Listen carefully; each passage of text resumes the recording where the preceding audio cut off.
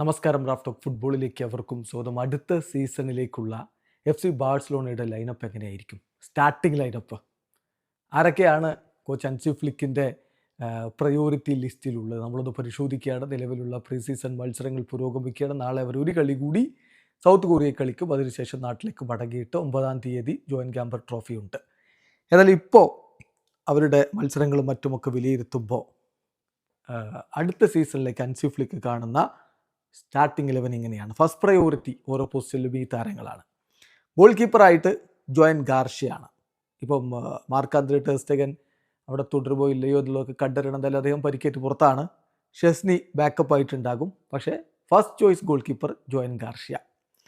ഡിഫൻസിലേക്ക് വരുമ്പോൾ കഴിഞ്ഞ സീസണിൽ എക്സാക്ട്ലി സെയിം ഡിഫൻസ് വരാനുള്ള സാധ്യതയാണ് കാണുന്നത്. അലയാൻഡ്രോ ബാൽദെ ആയിരിക്കും ഫ്ലിക്കിൻ്റെ first choice left back. Jules കൂടെ ആയിരിക്കും റൈറ്റ് ബാക്ക്. സെൻറ്റർ ബാക്കുമാരുടെ റോളിൽ പാവ് കുബാർസിയും ഈഗോ മാർട്ടിൻസും തന്നെ സ്റ്റാർട്ടേഴ്സായിട്ട് തുടരാനാണ് സാധ്യത. ഇപ്പം കുറച്ച് ഗെയിമുകളിൽ ഡിഫൻസ് ഒന്ന് ഷെയ്ക്കിയായിട്ട് തോന്നുന്നുണ്ടെങ്കിൽ പോലും ഇവർ തന്നെ തുടരാനാണ് സാധ്യത.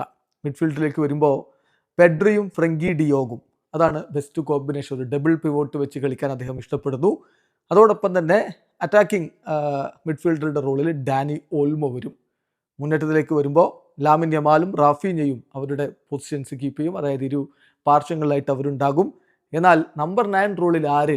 റോബർട്ട് ലെവൻഡോസ്കിയേക്കാൾ ഫെറാൻ ടോറസിന് ഈ സീസണിൽ ഹൻസി ഫ്ലിക്ക് പ്രാധാന്യം കൊടുക്കും. ഫസ്റ്റ് ചോയ്സ് ആയിട്ട് ഫെറാൻ ടോറസ് വരുമെന്നാണ് ഇപ്പോൾ സൂചന.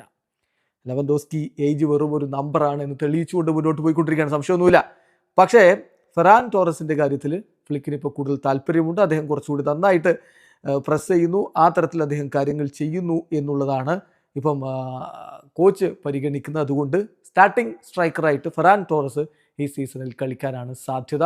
ലെവൻഡോസ്കി സബ്സ്റ്റിറ്റ്യൂട്ട് റോളിലും ഉണ്ടാകും. ഇതാണ് ലഭ്യമാവുന്ന സൂചനകൾ വെച്ചിട്ടുള്ളൊരു വിലയിരുത്തൽ. വീഡിയോ അവസാനിക്കുന്നു. ഫുട്ബോൾ ലോകത്തെ കൂടുതൽ വിശേഷങ്ങളുമായി റാഫ് ടോക്സ് എത്താം.